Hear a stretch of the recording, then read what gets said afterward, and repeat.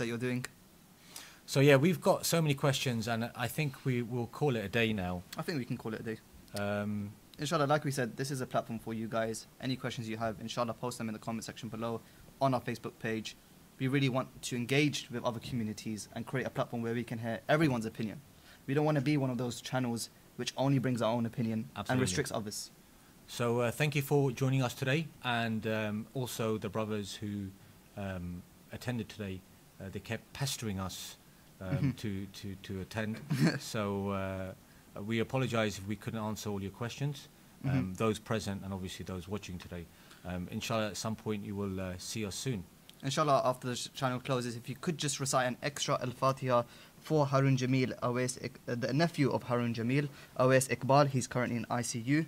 Inshallah, you pray for Al-Fatiha for his complete cure. And also, Ali Mustafa, please, it's his 1 year death anniversary. Following the channel, inshallah, if you guys could do this. Thank you a lot for your time, and I hope this was useful for you guys. Assalamu alaikum wa rahmatullahi wa barakatuh.